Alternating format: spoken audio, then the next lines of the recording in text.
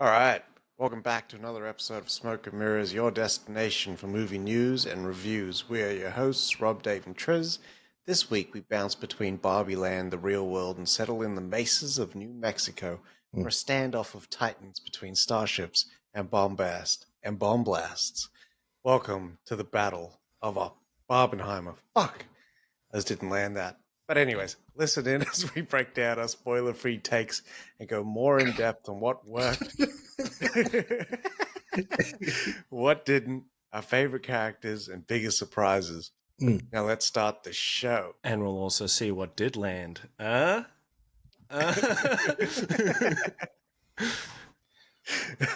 you guys going? Yeah, good, man. Good. How you living there? Yeah, it was good, man. Feeling good after completing the Infinity Stone track of Barbenheimer. Interesting. Very, very interesting. Yeah, it's just back to work. Yeah. Fucking Bunch of work to do. Tell you what, it really is like a sensory overload, though, because you go from like these hot pinks to like these fucking dull oranges the next day. Badly. And extremely crisp blacks and whites. Yeah. That could only get crispier if Sydney IMAX pulled their fucking thumb out. I know. I know. Far out. Have to fly to Melbourne, boyos. Yeah. They're putting up pictures on the daily of Oppenheimer just getting loaded. Pause. Oh. Oh, you best believe I'm gonna show up at the front of Melbourne IMAX with blessed hands in that fucking post that's coming up. You know, that's where they had the Melbourne premiere. Because Melbourne IMAX actually posted a picture, like we do, of the Warner Brothers welcomes you to the screening of blah, blah, blah, or Universal in this case. And it was the IMAX screen. Fuck, Oz was peanut butter and jealous. Oh, man. Yeah, I would be. Robin KY jealous all over this dick.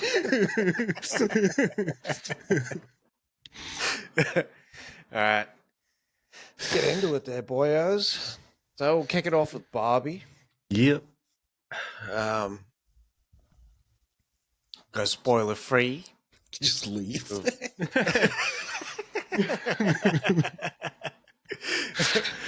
Yeah, it was like after watching it. So initially, when I came out of that cinema, I hated the movie. I still don't feel very highly about it. I think it falls victim to its target demographic that it's aiming for, and if you're not a Barbie girl or a woman, then there's very little in there for the boyfriend or the husband or the significant other that's going to get dragged to this movie, right? I felt weirdly attacked for the majority of the runtime, and it doesn't really sort of kick in until midway through the movie when there's a turn. In saying that, though, right, there's a lot that lands in terms of the performances, the world building, and the tone that it kind of goes for. That I think people sort of get caught up in that. It at times can be really funny. At times can be like very, very sort of droll. But for the most part, its pacing's on point, and it just, yeah, there's a lot of people that are going to love it, but I think it's going to be divisive enough that there's a lot of people that's also going to hate it. Yeah. The forums are going to blow up over this movie. That's for sure. And we're going to see TikToks all about it. Remember those toxic masculinity TikToks where they send the let's play pool fucking text chains? You ever see that shit? It was wild. Oh. It was very like Andrew Tate, Castillo the Third type shit. But fucking, yeah. I very much agree. I 100% agree with you on like the spoiler-free review for this. The pacing for me was good majority of it, but then the end felt a little bit long. But I don't know if that's because I was sitting there like slightly stewing in my fucking feelings for some of the attacks. Yeah. And maybe I was just overthinking it, but over the days, I think it's been good. Like, still definitely not my cup of tea. I'm not going to watch this movie again. Actually, that's a lie. I will be watching this movie again because I'll watch it with B. And I'll have to go through that, but that's fine. She wants to go see it. But yeah, not the biggest fan altogether, but I can appreciate the nuances within the film, like i.e. the performances, and some of the cinematography in this movie was really good as well. Yeah. No, I agree. I also would like to hear what Bianca says after the movie. Yeah. That'll be a very interesting car ride home. See me just like record it and then send it through. I'm now back at home. I have moved all my stuff into the spare room and now down into the garage. Oh shit. Yeah. I would say check it out. It's worth checking out for what's on display there, and like even just for the conversation points. Yeah, I think for ladies, this is a great movie to see for girls' night. If you're going through a breakup, just any form of like female activity where you just want to go out, enjoy yourself, go watch Barbie. Calling it a female activity is fucking wild. I don't know, I was fucking say it, but fuck. Yeah. Jesus. Get that over there.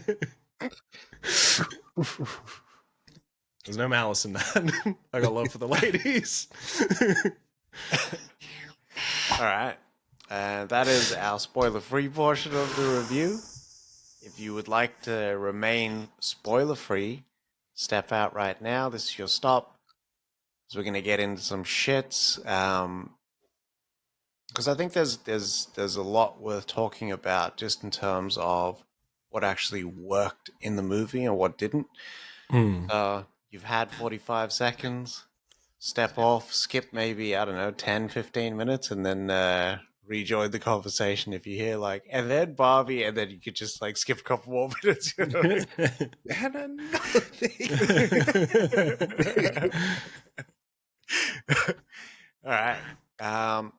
So I'll kick it off with what worked for me. So this movie has a lot of inclusivity in it.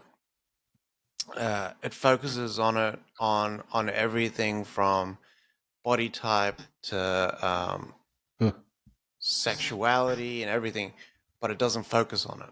So it just is. I feel they do it right. They did it so much better than Disney did it.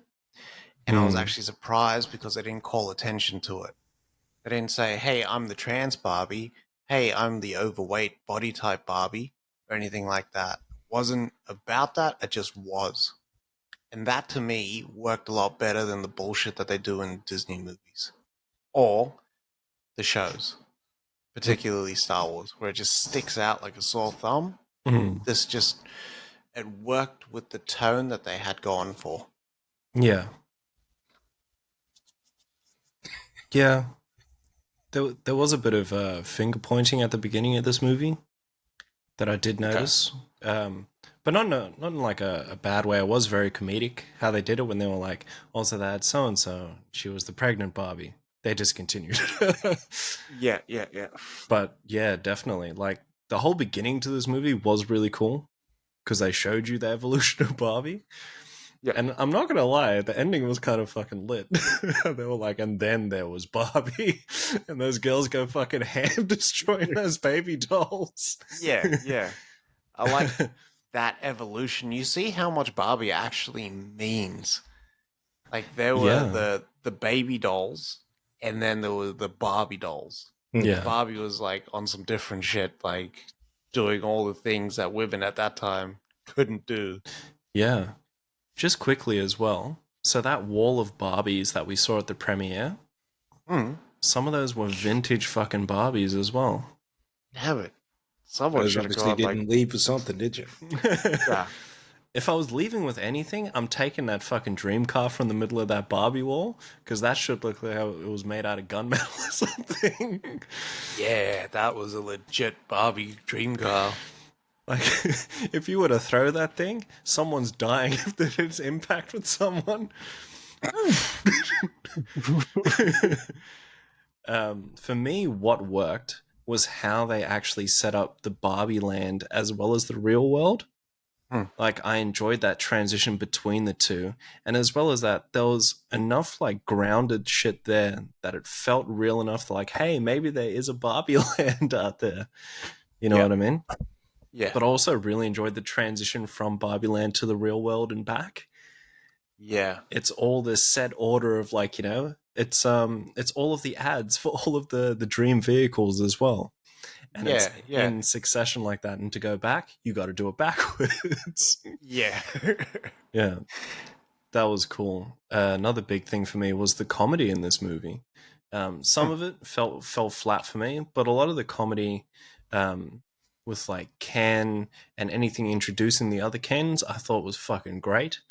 And as well as how they Yeah, pictured the whole, okay, so she's on the top of a roof, and we don't just watch Barbie walk down some stairs. You obviously place her at the bottom of the, like, her house and shit like that. I was like, this is yeah. kind of cool. So that Barbie land was almost like kids playing with Barbie. Yeah. Yeah. Um, yeah, man, that fucking it did hit. The performances and the chemistry between, so just going back to how the Ken sort of introduced themselves and everything, Yeah. performances are on point in this. Yeah. Like there was no one that was sort of just lagging behind or just phoning it in or whatnot. They were just like they were working it. Gosling in particular. So Gosling for me, everyone does like a really stellar job. But Gosling for me just shines. Like he leaned so far into the absurdity of this concept, Yeah. and it just works. For me, he ties it all together, Yeah. and he gets plenty of screen time. And the O is in some fucking shape. I tell you that, Unbelievable shape. immaculate shape. Batman There's a shape. reason why his abs were on all the promo material. Yeah, Batman shaped dog. Like, there's a picture of this guy when he's sitting on his bed shirtless at night, and this guy is just shredded and huge. Yeah, the abs are sticking out from a sitting position, mate. But as well as that, his chest is so big, and it's almost like it just forms into his shoulders as well. Yeah, he does have a superhero physique. Mm. Yeah. He's got them PX90 abs. He looks like Batman's suit in Arkham Asylum, how it's the chest and abs. He looks Yeah. like that without the suit. Yeah. It's fucking huge. I'm willing to pay that there is no one on this earth that actually got P90X abs. P90X? What the fuck is PX90? That's like a gun or something in Goldeneye or some shit. That's the P90, my friend. 80 bullets in that max.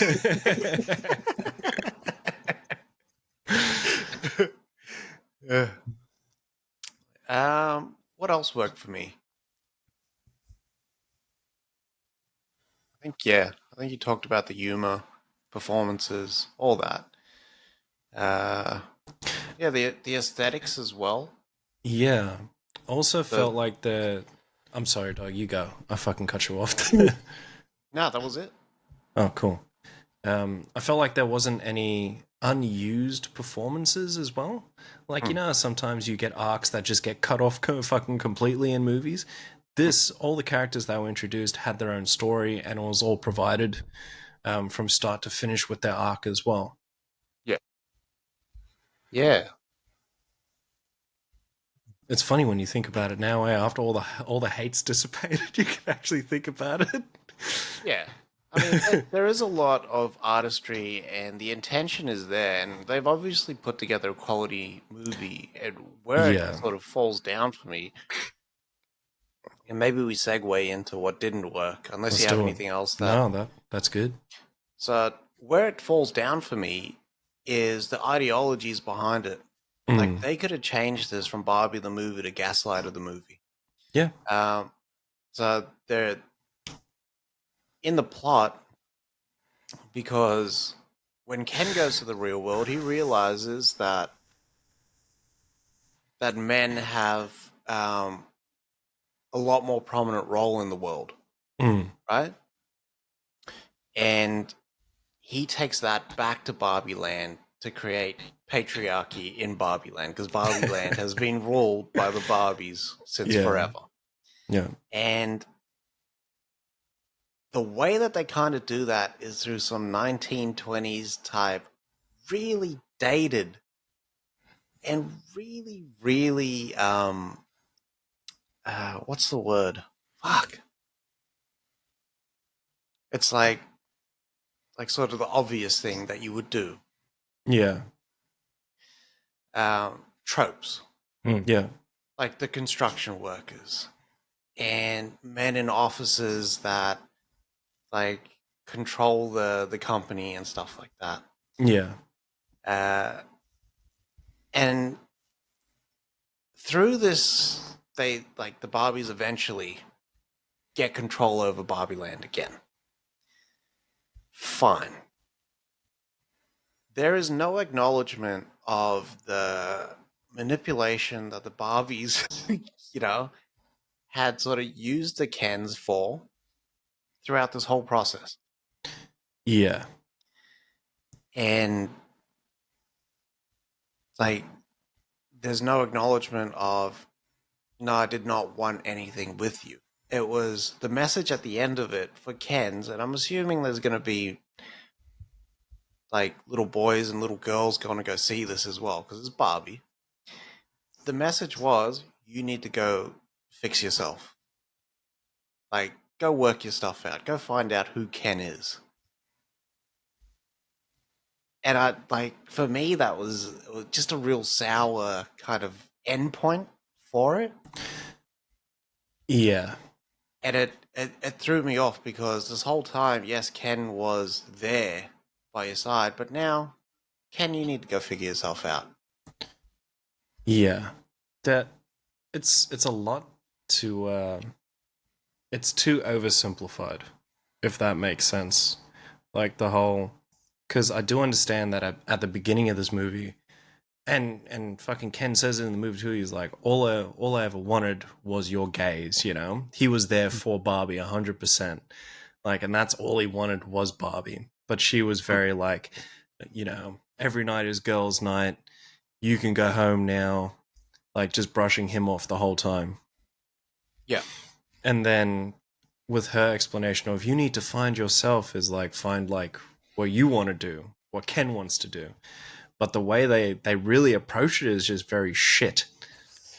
And this is what I mean by oversimplified is that they don't explain, what is Ken meant to find?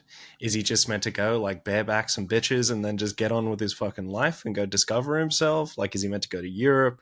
Like, what's he meant to do? Yeah. Transition. I didn't feel that Ken was kind of like sort of handled well at the end there. Yeah. But yeah, I mean, if Ken's whole thing is I'm enough, like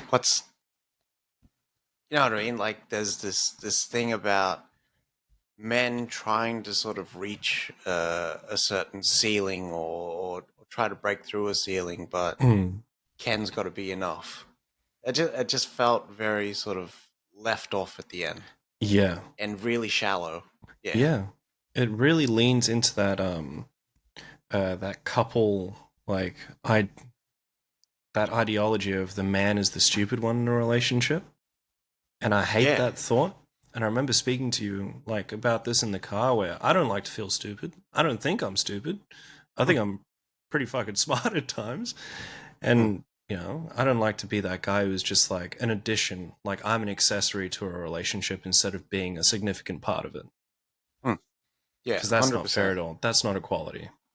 Yeah. I mean, They I don't know. want equality, right? Sounds like they don't want equality. They want to rule, is what it is. because they couldn't come to terms with, being equal with Ken. Why was it okay Yeah, when Ken was the shit kicker and all that sort of stuff? Hmm. It that's what I sounds like wanted to they say. also Yeah. don't take accountability for their actions either. Yeah. Yeah, there isn't any accountability, and I know this is satirical, Hmm. but yeah, to your point, the equality piece. I wish there was something in there that ties in how men and women sort of add equal shares to a relationship into the world. To me, Yeah. 100%. that works. You know what I mean? And I'm in a relationship now, 15 years strong, where like we both add something to the relationship, and it doesn't matter the pay packet or the duties or whatnot. We share everything Yeah. It, because it that's it how life works for us. it's crazy, right? So we were essentially back in the day when this whole thing started, we were hunter gatherers, right? The gatherers would, in theory, gather all like everything and take care of the kids. They were obviously doing more work than the hunters, right? But the hunters were doing the dangerous work. But the hunters needed the gatherers, and the gatherers needed the hunters. We are symbiotic beings. We need partners in our life to sort of balance us. We can't do this shit by ourselves.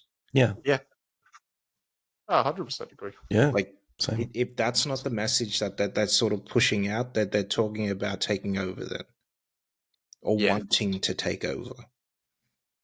and I don't attribute that to Greta Gerwig at all. I know she's the director, but Noah Baumbach is also the co-writer, and Shadow has like he's got a history with 100%. writing like sort of 100%. tortured men in roles, and I am all for an arc, but this Yeah. arc just felt really sort of left off. I actually liked this idea that Ken and Barbie didn't get together at the end. Yeah. I like to me that was reflective of shit that happens in real life. It's also a marriage Yeah. story, really, and that's where I was sort of going with this, like these tortured sort of adults and Yeah. whatnot. The thing that has now popped up as well, I don't know if it's true, I don't know if it's rumor as well, is that Ken's getting his own show now too. I And hope not. Watch that. that's what I read. And if that is the case, it sounds like it might be true, or it could be true because of like the Ken and Barbie not being together and him having to find himself. Yeah, that's gonna make millions. Everyone's gonna go watch that shit. If people are gonna go see 100%. this, The Ken movie? yeah. I All would go right, watch guys. the Barbie movie before I go watch the Ken movie. I got to tell you, Right. Ken was always a bit player. Yeah, but that's why they want to like. That's why they gave him this arc. Then, if the idea is for him to then go off, Gosling is making millions off of this. Gosling Yeah. could play Ken for the next 20 years if he wanted to. If that cuck Noah Baumbach bloody wrote the Barbie movie, then I need Andrew Tate to write the Ken movie. Imagine Ken comes back with that cobra tattoo. Fucking based. Always sweaty. I don't want that bald, bulgy-eyed Cobra Tate anywhere the fuck near these movies. Because the other thing that didn't work for me is who the fuck is this movie for? Because, like, it's obviously women, right? That's the demographic. Mm. Great. But it didn't feel like a kid's movie. Aesthetically, it worked as a kid's movie and, like, Yeah. how zany it was. But it didn't, like, the jokes weren't for kids. No. All that shit is flying over their head. They've got clips in there about gynecology and different bits and pieces that are very adult, and existential crisis and depression and whatnot, and feminism. This is for the adult woman. That's what it's geared for, but it's packaged as a kids movie. Hmm. I don't see kids paying attention this whole movie. This is an hour and 54 minutes as well. Hmm. This is a lot. that's not a kid's like movie length pause either. Yeah. How to Train Your Dragon is an hour and 28 minutes, dog. That's the The fucking gold. perfect. It really is. Under was 90? Anything under action-packed. 90. Yeah. Yeah. Straight Give to me a the point. 70-minute kids movie. Oh, yeah. Booyah. Troll in Central Park? You know about it, son. Yeah, man. This That was guy's like 78 the minutes. Hudson Hawk Yeah. of kids movies.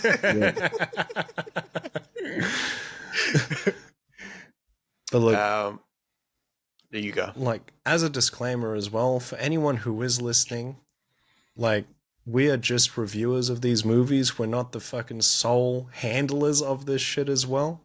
We understand that you may get angry at some of our like comments about this film, but there are heaps of other reviewers out there who probably love this shit. So it's not just us two. And we're not just shitting on this movie to shit on it. We're actually providing like proper feedback. And this is just how we like it. Ken is a fucking GoBot compared to Barbie. Why didn't you make a movie about that? This guy- That is the dumbest thing I ever heard. Who was You know giving which these Ken? people money?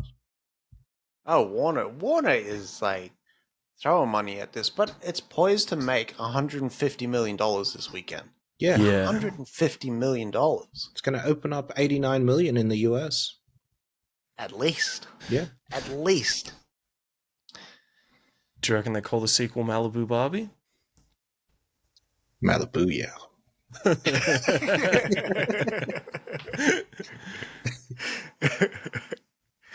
But yeah, I mean, that's all I can really think of. The ideology killed me, and this might be the quote that I'm murdered for, right? But it seems like the only man accepted in Barbie Land transitioned to a Barbie. Right.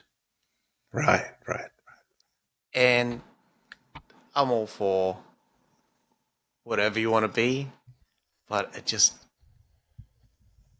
hit a little hard for me. Yeah. Okay.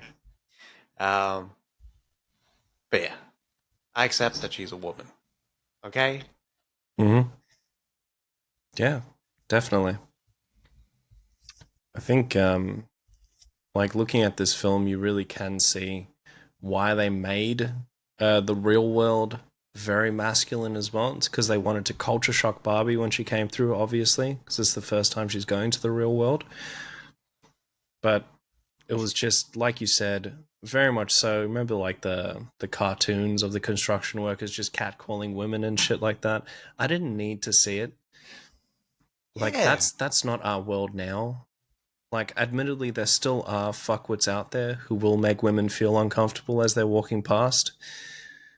Or just anyone feel uncomfortable. You could have some unsavory fellows down the way, if you could That's say. absolute shit. Absolute and utter bullshit.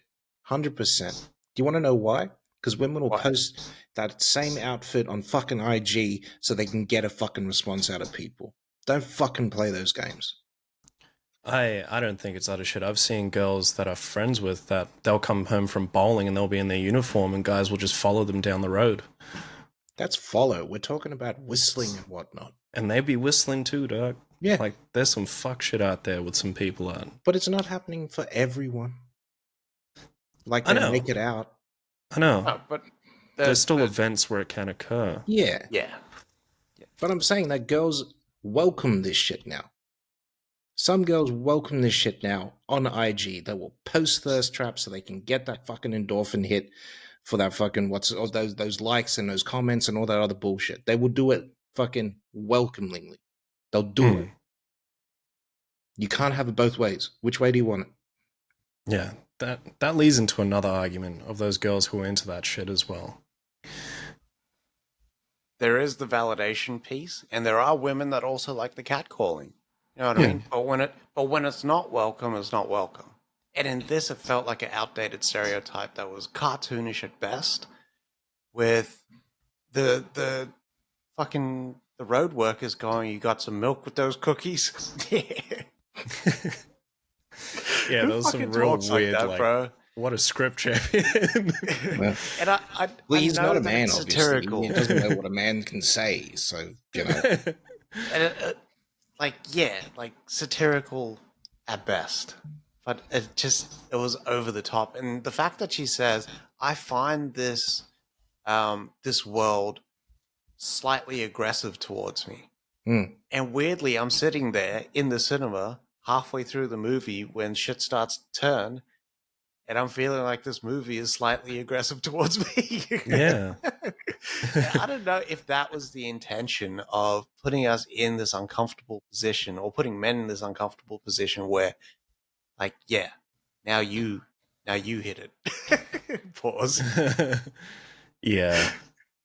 Yeah. It was a weird, like, just slew of emotions going through that cinema. Yeah. There was a lot of Yeah. energy running through there. The vibes were like just shifting. Yeah, I did feel like there was some silences where I was just like, "Oh my god!" Yeah, you could hear the audible gasp. Yeah, it's like they really did that. Yeah, you got you got anything more of what didn't work for you? Nah, man. No. No. All right. Favorite character from the movie? I can start this one off. I'll just get it Yeah. out the way. Kate McKinnon's Weird Barbie. Hmm. Yeah, and it was because of, like, her interaction with the real world was a very negative one, because Weird Barbie is the Barbie that was just played with too hard. So the Yeah. first time you see her, she's all fucked up, her hair's cut, she's got texture all over her fucking face. But just her fourth wall breaking style of presentation was really captivating for me. And I felt like it Yeah. cut through the falseness of Barbie Land enough that I could Yeah. appreciate it briefly.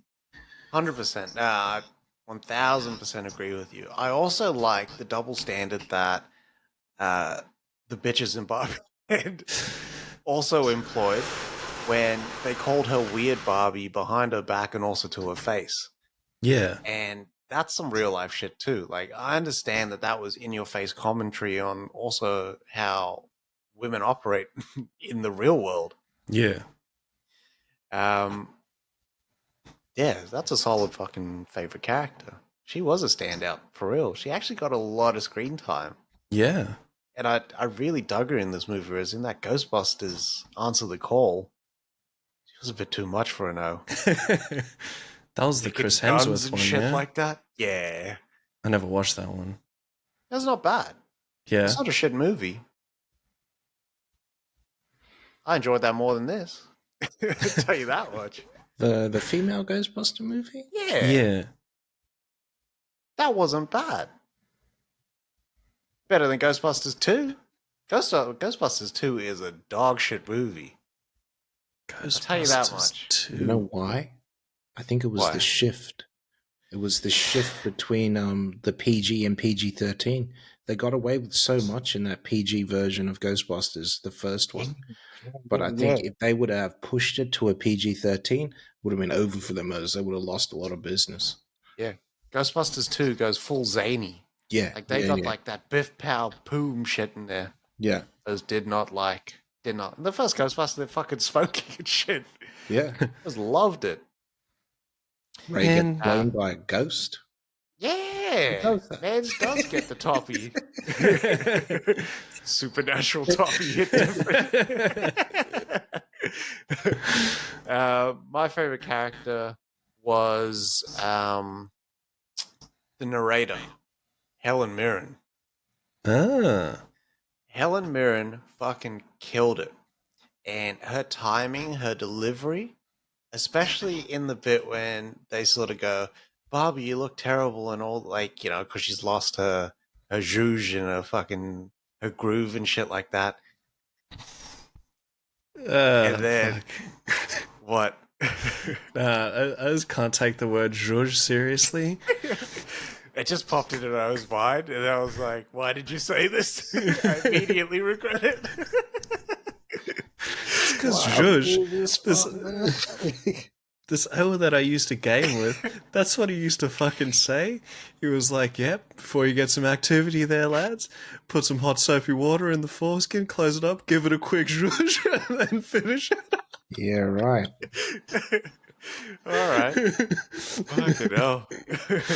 Give it a quick zhuzh. The fucking barometric chamber wash. Badly. Who just gets the soap exclusively in the foreskin? And the gymnastics to get a good shake out of that? Mate. Oh, shit. There would have been a preemptive conversation of who's got 4 in you. All right. Yeah, the line was from Helen Mirren, filmmakers, if you're going to do a storyline about a Barbie looking bad, don't cast Margot Robbie. And yeah, it just hit for a no. Obviously, I don't deliver it quite like Helen Mirren does, but it was funny to me. Funny to me. She's got a lot of off the cuff little lines in there. I just liked it. Yeah. All right. And that brings us to biggest surprise for you. My biggest surprise is that this movie actually deals with self-worth and purpose. And they elevated Barbie from what could have been just your normal schlocky shopping and pink shoes and sort of surfer shit and delves deep into something that held commentary. They actually had something to say. And it's a serious movie, weirdly. And I think it's got some controversial little quirks there at the end for the second half of the film, but otherwise worked on a technical level. And that, for me, that was the biggest surprise because I was like, where the fuck are you gonna go with a Barbie movie? Nah, they went places. They went places. That was the biggest surprise for me. I was expecting Toy Story, if I'm being honest, when I first heard this was coming out. They could never. You could never top Keaton. Keaton as Ken? My man. Big time. Biggest surprise for me, and fucking really threw me off during this movie, was the end of this movie with the Barbies when they devised a plan to take back Barbie Land from the Kens, was to like employ just levels of toxic femininity. So I was really like I was taken aback. That's how fucking surprised I was by the scene when they're all like, you know, they're singing the songs with the guitars. The Kens are serenading their Barbies, so they can be their long distance casual girlfriend or whatever the fuck it was. And then they decide to like, oh, now's the time. And then they're like, just give me a second. And they go sit with another Ken to make their Ken jealous and shit like that. I was so surprised and I got so pissed off at the same time. Yeah. It fucking really just hit for me. Badly. Really Don't just ever fuck up a man's flow when he's singing Push by Matchbox 20. fucking oath. Gosling got some fucking chords on him. Pause. Yeah. Fucking vascular in the body and the voice. Pause. Got He boxes was, on him. He was a Disney kid, you know what I mean? Yeah. On that Disney Channel. So he was singing and that with the what's his name? Timberlake and Britney Spears and all of them. All of them. Yeah. The True. Mickey Mouse Club O's. Yeah. And just as a quick comedic surprise, Ryan Gosling really suits the Platinum Blonde. He does. He really, really does. Place Beyond the Pines. I still haven't watched it. Oh, shit. You in for a treat. Yeah. That is next level. That was really in between that Only God Forgives and then that. And then after hearing about Only God Forgives, I really just shadowed the fucking Place Beyond the Pines. It's like, I don't know if I'm ready to go through another heartbreak. Yeah. If you ever want to just like get in the mood to double kick Dane DeHaan in the chest, that's the movie. I don't know. Might be another one coming up. What do you mean?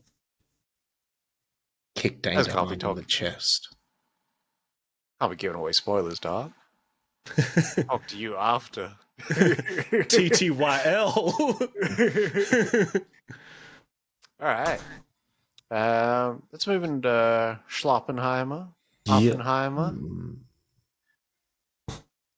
So overall thoughts there, Bada? Who? Me? Yeah. Yeah. We was coming back from the island of Tinian and Talady. We just delivered the bomb. The Hiroshima bomb. What's supposed to be great? I liked it. I liked Oppenheimer. Bit bit long now. You felt that length pause. Yeah. Uh-huh. What's his face? But I mean, it, it delivered what I sort of expected. Yeah. Delivered on a Yeah. biopic. It was an R-rated movie, which I'm all for. It's Nolan's one of two R-rated movies. I hope he does more. To be honest, three. Yeah. What's the Memento, Insomnia, and is this. Insomnia really R-rated though? Like it came out as M over here, which is our PG-13. Yeah, it is R. It's It just is R. swearing in that movie. It's Yeah. not really. Nah. No, well, we would consider it an Nah, R-rated movie. nah. Very tame, very droll, Alf. But yeah, performances were off the charts. What's his face is guaranteed shoe in for an Oscar. Maybe it's a bit too early that they're releasing, but Downey, I think he absolutely killed it. I loved his character, Strauss. It's not Strauss. It's what Straws. Straws. Strauss. Yeah. Yeah, his character was great. The only thing I can sort of bag the movie for is the length, and it felt like two movies. Yeah. Actually. Yeah. It did. Yeah, it did. You want to go next there, BD, or you want me to go? You got that, dog. So I heard a viewer say that this movie is like Nolan's JFK, and I agree. Yeah. The pacing that this guy has, where it's always on the move, Yeah. brings that first hour of the movie, it just flies. Yeah. It's Yeah. that next 2 hours and 15 minutes that kind of got me. Overall, I liked the movie. I wish I liked it a lot more. The Mhm. thing that took me out of it was the use of that score blaring over dialogue that's so technical and it's in depth that it just took me out. I Mm. couldn't focus. And because the movie's non-linear, you're moving place to place to place to place. You kind of need that dialogue so that you get the insights from the characters, so you know Mm. what's kind of going on. You know what I mean? I know that Nolan uses that to sort of get some emotion from you, but in this it was just a bit hard to follow because of that. Like a lot of times I was like, where the fuck am I? Over here. But where he succeeds, where Nolan succeeds, is getting the performances that he got out of Cillian Murphy and Robert Downey Jr., which I think are career best performances. Yeah. It's not a showy movie in the sense that it's all about the explosions and it's all about the stunts. It's close-ups most of the time, and that's amazing to see because that was like us going into this back and forth that kind of plays out in the movie. Where I think the strongest form of storytelling lies is how Nolan sort of invites you into the mind of this guy. Mm. This guy that his mind was just working all over the place. You see it, the way he links things so effortlessly, Yeah. and it scares the shit out of him. And it worked on so many levels, and I think this character work is the best that Nolan's ever done. Yeah.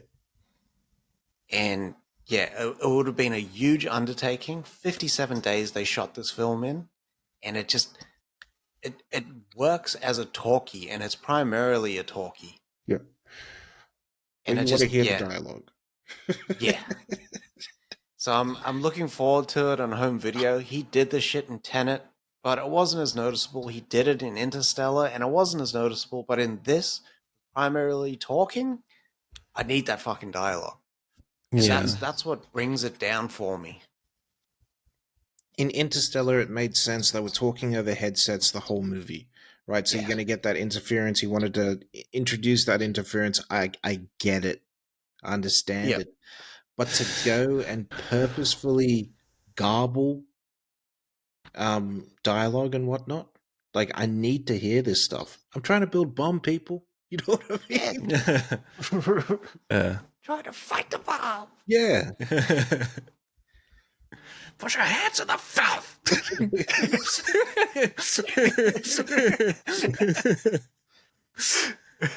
Oh shit. For me, I enjoyed this movie. Like you said, Big Dog, this first hour fucking flies, right? Mm. And the same emotion I get from that first hour is that same emotion of when Bruce Wayne goes to Hong Kong in The Dark Knight. Like that scene, how it was just a lot of discovery and a lot of excitement about what he's trying to do.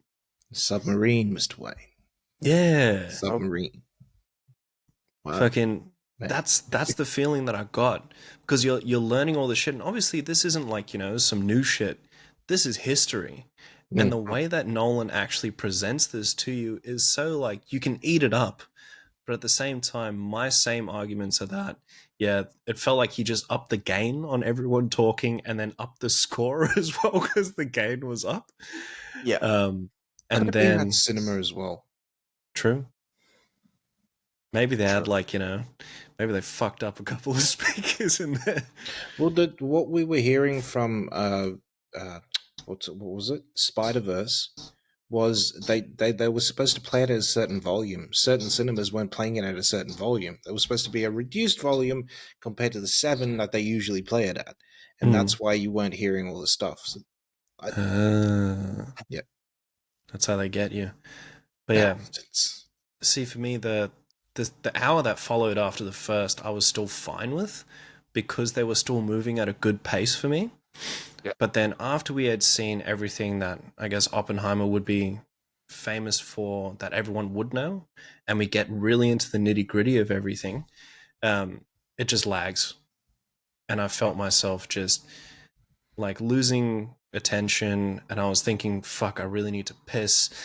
And then just like still trying to focus. And there were still points during there, like the performances were fucking brilliant. Shout out to Emily Blunt as well. Amazing in one select scene.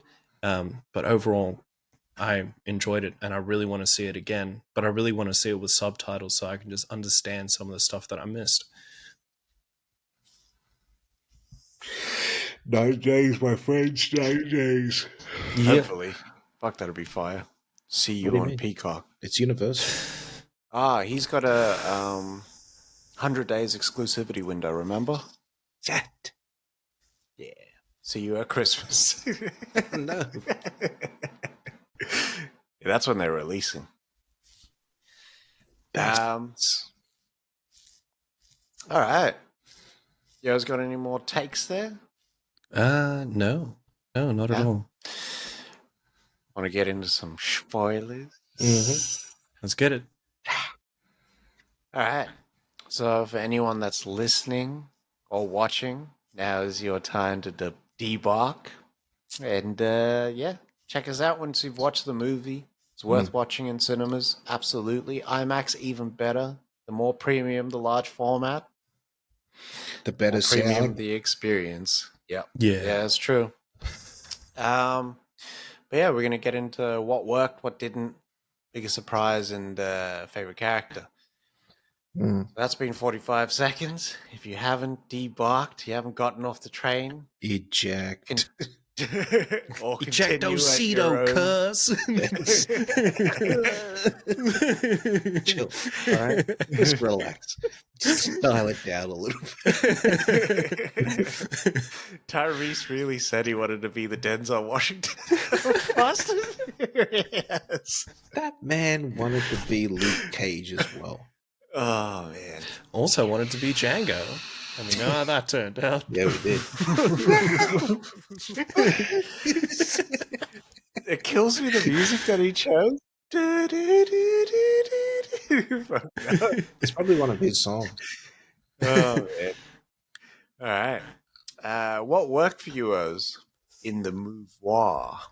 So for me, what worked was like how star-studded this cast was, and the fact that Nolan, like, I understand it's 3 hours and 15 minutes, but still the fact that Nolan gave everyone enough screen time for everyone to shine and still show off all of their acting chops.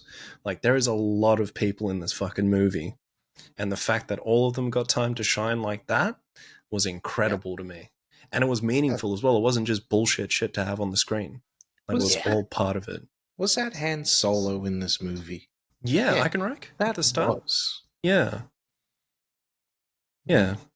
Young Jocko Willink. He looks weird with short hair, eh? Mm.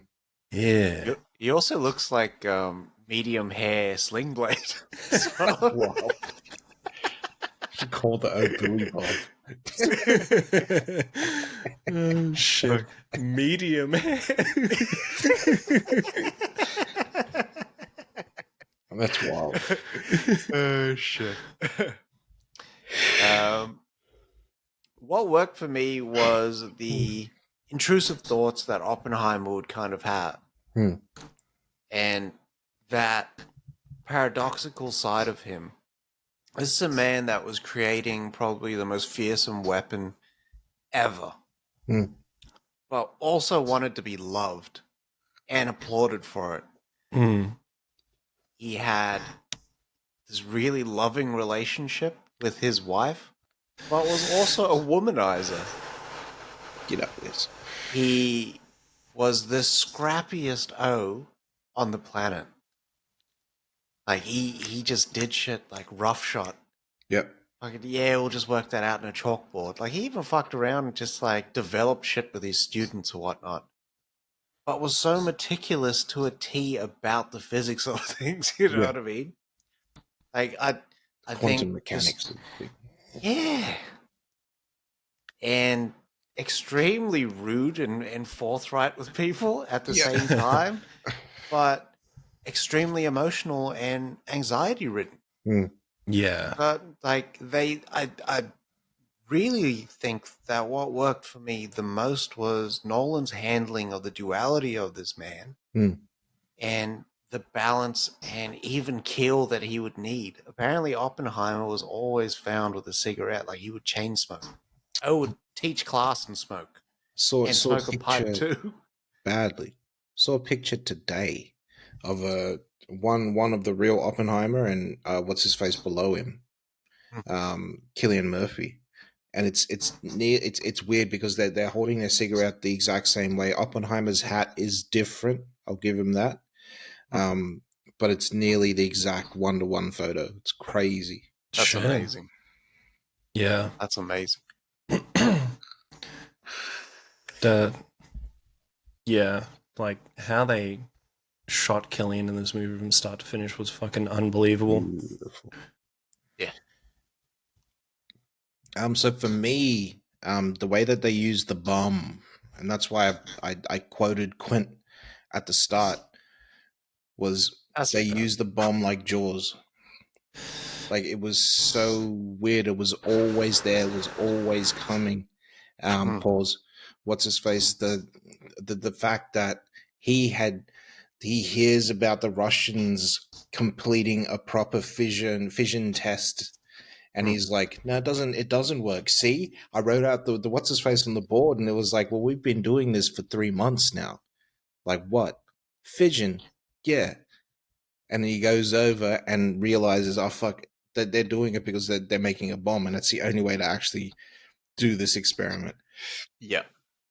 What's his face? I think him seeing the visions of how, like it's not just the components that he's putting together, but the visions of how the bomb is actually going to explode and all that, and him putting that together in his head, but then at the same time knowing that he's shit at the actual lab work and he couldn't do it. So he's the Yeah. ideas man, but he needs a team like the Avengers. He's obviously Nick Fury, and he needs to put this team together so that he can implement what he thinks of is amazing. Mm. Yep.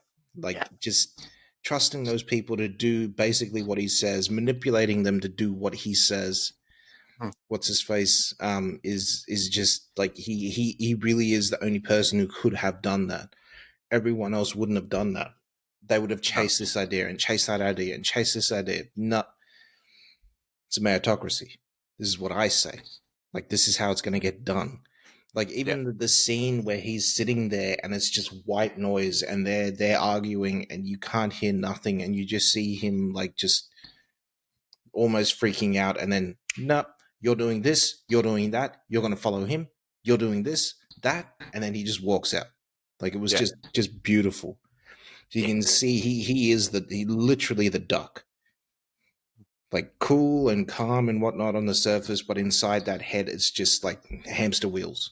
Yeah. You see it Constantly. in his eyes. You And see it that like yeah, that's the brilliance of Cillian Murphy. Killian, like, he's the only person who could have done that. Like, I you see. can just see it. Like, you can literally see him putting it together in those eyes. Yeah. I see the shot of True Detective of McConaughey, like Yeah. But that would be him outwardly expressing. Oppenheimer seemed like he was just like just dead on the outside. yeah. Yeah. But that way of speaking that he had, that Yeah. was how Oppenheimer spoke. That He's really sort of one note almost. We need to do this immediately and get it done. Like he would be that so sort of weird. Jesus. Big monotones on it. Yeah. Yeah. Yeah, he did. How could you sit through a lecture from this man though? It was probably exciting what he was teaching. It's true. I love that scene as well. Like just one. Are you doing a private class? No, no, no. They'll come. Yeah. Yeah. And that was him actually bringing quantum physics to the States. Amazing. What the thing that worked for me as well was the relationship that he had with Emily Blunt. Mm. There's a line in there where he says, "I have a good relationship with my wife. We're adults." Yeah. And I was like, "This, like, yes, you heard it." Like, and it was so good to actually see a semi-real relationship on screen. Mm. Like, yes, you're gonna hurt each other, you're gonna fuck each other up, and it's how you sort of move forward that actually, like, that's how a relationship works. I think that would be the biggest thing, like, to see in that what's his face movie that never got made, the prior movie that never got made, because that was his relationship with his wife. His His wife wife. that he divorced and married like 4 or 5 times. Like, yeah, It's like McConaughey's parents. like his parents. Yeah. Another thing that worked for me in this movie was the absence of the inclusion of war-related material. Hmm. We weren't walking through streets that were like, empty or being patrolled. Understandably, it was in America, but still, like, there wasn't that propaganda that you see in normal wartime movies. Yeah, Yeah. there wasn't a shot of, say, like, this is what's happening on the front, and then Yeah. Yeah. No Uncle Sam posters, nothing. We no, just got the material that we needed, and that was that this is what we're doing, and it's all about Oppenheimer. We're not worrying about the outside world, we're worrying about what's in his head and what he's going to do for the world. Yep. Yeah. Yeah, 100%. You can see how Nolan wrote that screenplay first person now. Now I sort of understand. Like before, I was like, "What a dickhead!" This is like Talking some, shit, bro. yeah, like this is some like artsy fartsy way of, but Mm. in execution, it actually really did work because that's how thoughts like Yeah. pop into your head like that. Yeah. Yeah. That explosion worked when they actually do it. My God, the shockwave, the technical sparking, the atom splitting, that chemical reaction, everything broken down into the components. Like, yes, no visual effects, but the composite work on there is crazy. Mm. Yeah. I actually got a fright from the shockwave of the test as well. because I was bracing for the shockwave, and it was so Yeah. much time. And then when it finally hit, I was. All those people die? Would That's they what I was have thinking. died? They were a bit close, mate. They were. They were, And yeah. very protected. Yeah. Yeah. It suits nothing. They have a little piece of glass, mate. Yeah. Yeah, I was wondering if they were going to address the fallout in this, and they just, they didn't. But is like in Los Alamos, are you allowed to go there, or like what's going on? Is it radiated? Is it Yeah, I don't know. wow? That's so weird. Or is that still be military land, right? Obviously, they wouldn't want Probably. people traipsing around a bloody nuclear bomb site. Yeah. Well, you seen when he said, well, just give it back to the Indians. Yeah. It's like, fuck, all right. Sorry, I'm trying to Google like if anyone did like pass from the fallout of like the test atomic bomb. I'll tell you in 2 weeks when I finish the book. Yes, the bomb. American Prometheus. What else worked for me? What did you guys think about? Did it work for you or not work for you? And this might be a good segue into what didn't work. But the sex scene, Nolan does sex. Working for you? Nah. Oh. Nah, it doesn't really work for me. Vanilla 1940s sex. That was probably like highbrow back in the day. A bitch was Yeah. riding. You know what I mean? I think the meaning behind it Hmm.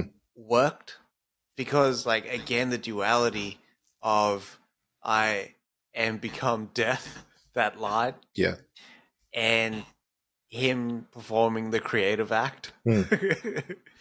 and yeah, that paradox sort of happening at that time. But it was weird when you sort of see the sex scene in the room.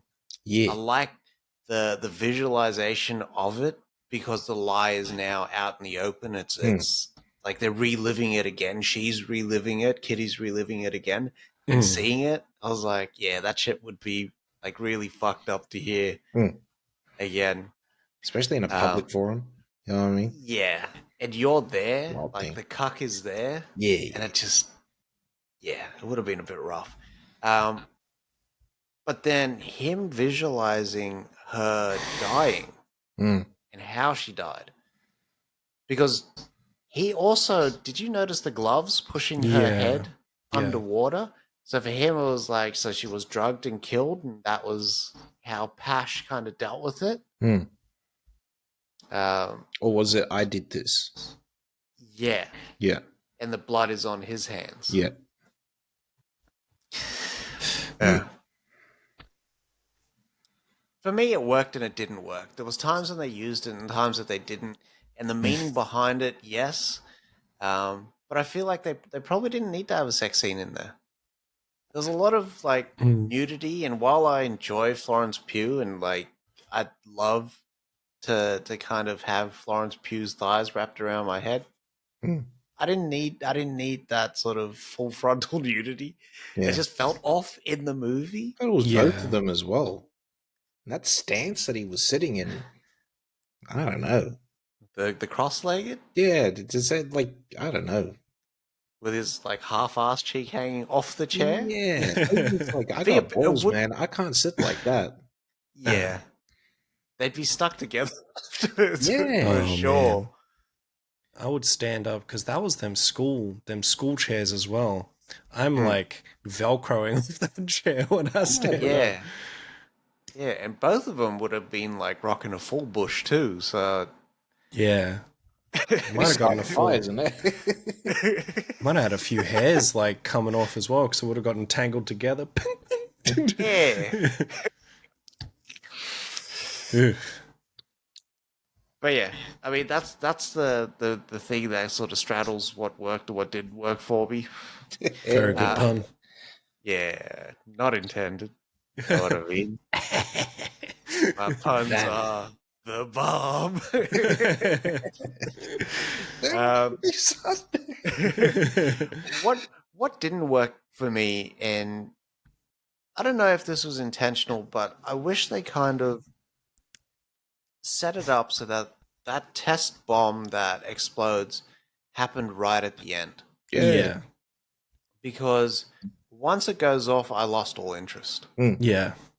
And I just wasn't as engaged as I was in that man on a mission sort of run up to that. Yeah. That just like that held the pacing and whatnot. And then that last hour really slows down. Yeah. 100%. For me, this movie is, let's say the Avengers happens, right? And they fight the Chitauri and then they like get him off. Pause, like get him out of the planet. A bomb goes off. And then instead of like just getting like a 3-minute ending, we have to sit through them having a full court hearing about Yeah. their actions destroying Manhattan. Yeah. That's the perfect way to put it. And I feel bad for saying that, right? Because in that you get Rami Malek, you get a lot of Ehrenreich, you get a shitload of Downey, Yeah. which brings out that villainous side of him. Yeah. And but also that payoff of Ehrenreich, like maybe they weren't talking about you. Maybe they were talking about something more important that just fucking destroys the cut. Mm. And Strauss is like, you motherfucker. How dare you? Yeah. I was thinking about the first movie after the Avengers. I just checked it. It was Winter Soldier. They came back swinging. They was cooking. Yeah. Yeah, they was. Yeah, That was back in the times when Marvel was cooking. Big golden dick. age. Big Yeah. dicks, So yeah, baby. for me as well, the film did feel like two different films. It felt like, before the bomb and after the bomb, right? Yeah. What's his face? It feels like that last hour, I could have got rid of it. I could have stopped watching there and been really happy with the film. Yeah. Like, Yep. as soon as that bomb went off, everyone was fine. Shake hands, deuces, we out. Credits roll, Oppenheimer comes up. What's his face? I would have been happy. Yeah. Yeah, I would have been happy. But then it just went on to all the tribulations and whatnot that happened after that. Like, I Yeah. reckon if Nolan wanted to make that movie, he could have stretched that part of the movie out to 2 hours if he wanted to, and Yeah. people Yeah. would have gone to watch it because they had Yeah. known it could have been a two-parter, a little two-hander there, and Hmm. people would have gone to watch it. Yeah. Hey, did you hear about what happened to Oppenheimer after the bomb? No. What happened there? Wait. Yeah. I think it could also be maybe Nolan was a bit nervous about romancing like the thought of just building a bomb and having it go off and that being the ending and not showing you what can come from creating near the first weapon of mass destruction. Wait, Yeah. he Yeah. tells us that they dropped it on 2 fucking Japanese cities. Mm. Doesn't show it. No. Tells us how many people died up until that point. What's his Mm. face? He glorified that fucking bomb all the movie. Yeah. Yeah, he did. Yeah, he did. He made us feel like we had that fucking blood on our hands. Yeah. Well, it's funny Yeah. how many people are cheering for the deaths of upwards of 200,000 people. And who was Remar playing? Who was he supposed to be? Secretary He of Defense? yeah. Okay. So this fucker So he turned was- around and said, I do not want to bomb Kyoto because me and my wife spent a nice week there. If this is how the decisions are made, I'm sorry, nobody deserves nuclear weapons. Yeah. That's it. Nobody Yeah. deserves them. Everyone needs to destroy. I need Superman to 100%. come down from there in the sun and destroy them like he did in 4. Like, that's what I need right now. And Just make sure that fucking liquid or whatever man he is melt Sun down. God. Who knows? they apparently to date, like obviously they're keeping track of all their nuclear munitions at the moment, but the USA has 3 missing nuclear bombs, Right. and Oh, they that just don't know sounds where they about right. are. Mate. The Russians built Ah. a fucking nuclear bloody what's his face bomb, boyos, suitcase bomb, the briefcase. Sorry, it was like this big. Can you That's imagine nuts. Mandem going into the bloody just airport? Just check this. Like, Jesus. that's what had happened. Yeah. Yeah. Yep. But yeah, I'm very much like in that same camp of this movie was a bit long, and it could get very tiring to get fucking through it. Yeah. There is payoff with seeing Downey's great performance, like you said, and I feel like I'm just reiterating everything you're fucking saying. But I agree, you're right. Yeah. Yeah. 100%. I think though that length pause was only really fucking compounded by the dialogue. Yeah, Yeah. If the dialogue was there, mate, and that's the biggest it didn't work for me. The score just overpowered it. yeah, And it but just like I was like adjusting my chair. Is it like I need to be in line with the center speakers? And yeah, nah. it's tough to follow up from the conversations you can have in that movie in those first 2 hours, though, because everything after is just personal life. You know what I mean? Yeah. That's all they're really discussing. They're trying to crack Oppenheimer, and that's it. Whereas prior, we got to see Oppenheimer's personal life and how that mixes with his work life, and just how professional this man can be with making this atomic bomb as well. And it's weird to think that Oppenheimer, with how he is, he still built all these fucking friendships and made it all work. And he was so smart just outside of quantum mechanics as well. Like, he was reading all those other books about everything else. He explains it at that communist party. I forgot what he says, but he basically says that he just dabbles with everything. Yeah. Yeah. And they show it in the movie.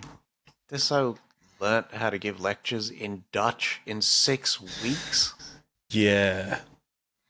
Like it's just a different mind that you're dealing with. All right. You guys got anything else that didn't work for you? No. No? All right. Who was your favorite character in the movie? I had 2. All right. So what's Play his it on us, face? brother. Oh, Jesus. That's a something, brother. It was Struce and what's his face? Jason Clarke's character. That senator. Hey. Jason Clarke's that he had that dog in him. He really He was fucking like, did. Yeah. he really went for it. Like he was like hitting for the fences for this one. Yeah. He was Dog with knocking a sixes bone all over. paws. What is coming? Badly. What's his Yeah. face? Nice. Yeah, that was my favorite. They were the standouts for me. I think for me it was Damon's character. I don't even know his name. Leslie Gotta be a gen. something? Yeah. But I feel like he added so much levity to a very heavy portion of the film with developing the bomb and everything. That for me, if they didn't have him playing that character in there, there'd be few people who could do that role. Yeah. Just because of how Damon sort of delivers lines and creates that space. And a lot of that was also ad-lib. A lot of the back and forth was ad-lib. That's what Nolan and Cillian Murphy and Damon were saying. They Wow. allowed him. Nolan allowed him. Yeah, yeah. I think with the 57 days that they took to shoot this film, he just like, there was probably takes where he was like, just go for it. Let's see, like mix it up. And having Downey on set, because Downey loves to ad-lib. I think Downey was the O that was saying he was ad-libbing. You know, Downey wears a what's his face here for every single movie. He's got like one of those things in his ear. And he's got someone off camera feeding him lines. What's his face? Anyway, Damon told his wife, "You know, I'm going to take a break and everything from acting. but if Christopher Nolan calls me to do this role, to do a movie, I gotta be out. Like that. I'm Yeah. sorry. I just got to do it. And obviously, I mean, I think he was about 2 months into his sort of break from acting, and then bang, Nolan was like, "Hey, 57 days, let's go." Leslie Groves. Leslie Yeah. Groves. Yeah, you were right there, Vado. Good memory. It's the name Leslie. Like, it always just sticks to my head.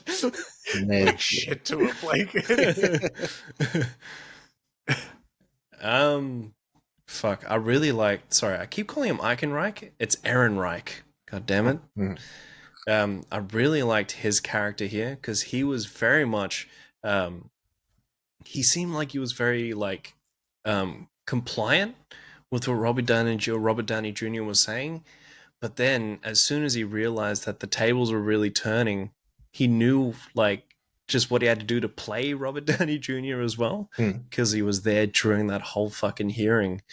Like, I Yeah. really liked that, and also Emily Blunt. Like, I really liked her character in here. Like, I don't know what it was. Like, she seemed very just blasé the whole time. But when she like was given time to actually just show off like her acting prowess, she fucking kills it.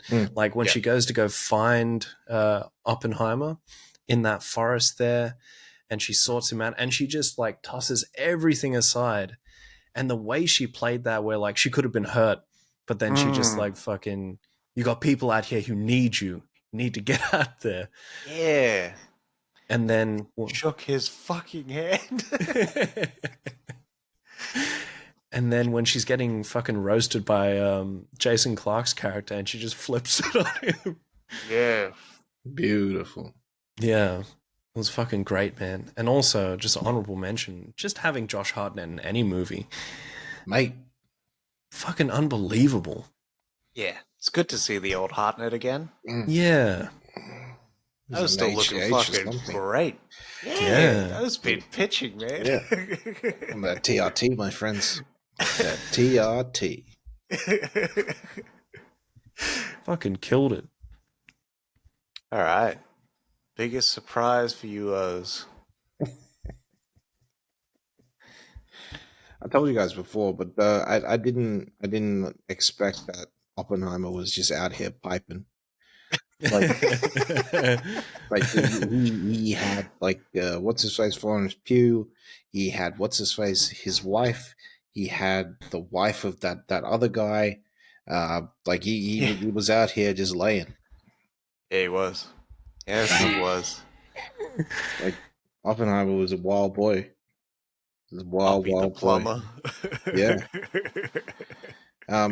Other than that, the what's his face? The actual like that them setting up the explosion the way that it was. How you just get that massive bang. So I don't know if that's how it was in real life. It's supposedly Nolan created that physical, real explosion for real. That's the size of the explosion that would have happened. I don't know if the sound was the same, but the bang was like really short. I expected it to go on like Alex, like that's what I expected. It wasn't, obviously. Yeah, and just the hearing, like what I could hear about the science behind it, how it eliminates gravity and everything, and it sucks in gravity. Pause. With that bomb, like is just amazing and mind-boggling at the same time. Like I don't know, that sounds like a piece of science fiction that shouldn't be real. Yeah. It's real. Like it's very very real. It sucks in gravity and light, and somehow uses it to propel light out at the same time. Like it's just it does not make sense. Yeah. Yeah. Fuck yeah. That's true. Leans towards the paradoxical. Yeah.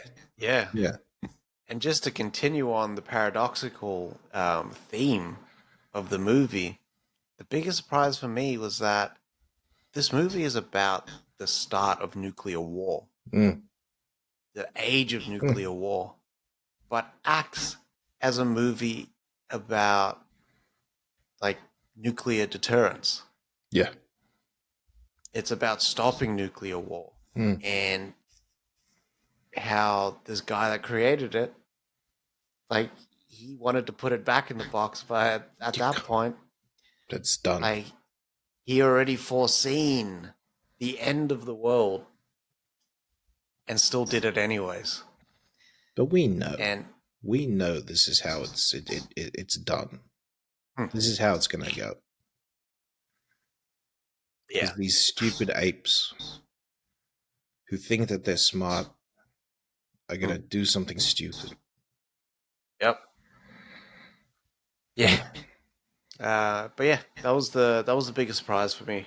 I just by the end of the movie, and like now I see why he kept that last hour in there. Mm.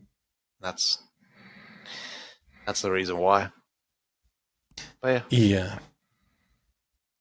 Biggest surprise for me was just how like digestible the information that was being spouted at you was, even Yeah. though it was so complex.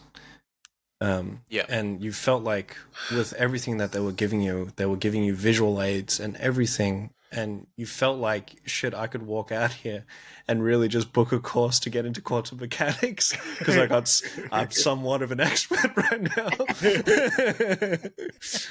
Like it's very much the Tony Stark. I just learnt it on the flight over.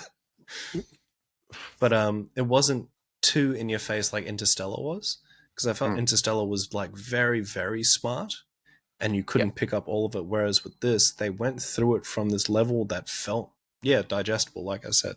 Like you could just take it in and be like, okay, so this is how this works. Yeah.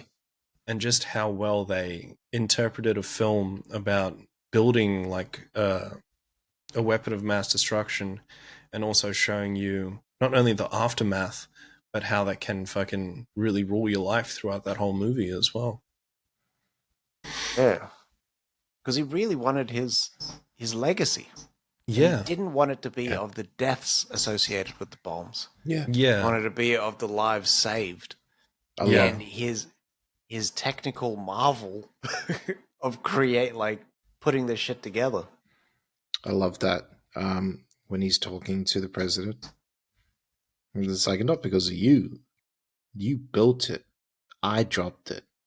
That blood's on my hands. Like, you don't get to take this. It's like, oh, Mr. President. Get out of jail free card. Badly. Yeah. Fucking Gary Oldman, man.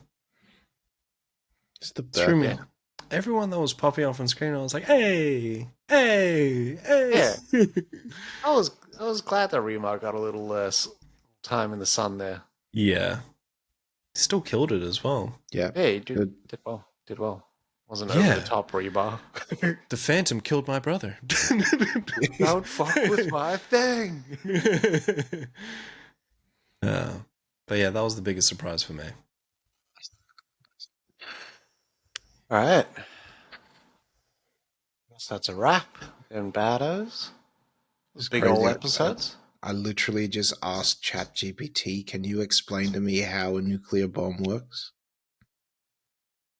It gave me like full on 7 steps. Damn. Fuck. Now, you didn't hear this from me, but if you add 3 parts. Well, they don't tell you how to build one, right? They just tell you how it works. So you've got the fissile material, critical mass, implosion or gun type design, chain reaction, energy release, blast effects, fallout is the last thing. That is wild. Yeah. Yeah. All right. Very good. Does have anything else to add there? Go watch Oppenheimer in the biggest screen possible. The biggest. The best sound possible. Yeah. Hopefully that IMAX sound. Go watch that. Yeah. Yeah. And then go watch Mission Impossible right after. Dun, dun. That's what I feel like doing. I tell you what. That's a feel-good hit of the 100%. summer. Yeah. That's Top Gun all over again, Told baby. you. Yeah. I told you. I don't know. Could be. It's not Oppenheimer, mates. It's always the Mate, the summer impossible. ain't finished. It's done. Nothing's over. Still got Teenage Mutant Ninja Turtles to keep us going, mate. Yeah. Good luck with that, mate. Seth Rogen was talking about the time that he told Cruise that, like, there was like porn on the internet, because he was like, it came up in a really sort of organic sort of way. He was like, I think he said something about his friends, and then he was like, yeah, but my friends, all they do is like just sort of stay home and watch porn on the internet. And Cruz is like, whoa, whoa, whoa, whoa, whoa, whoa, whoa. There's porn on the internet. Where has this guy been? He's working. Yeah. He's got no time for that. You working again, Tom? I don't think there's ever going to be a time where Cruz isn't working. How does this turn into a fucking Tom Cruise Mission Impossible podcast? We're doing the review again, goddammit.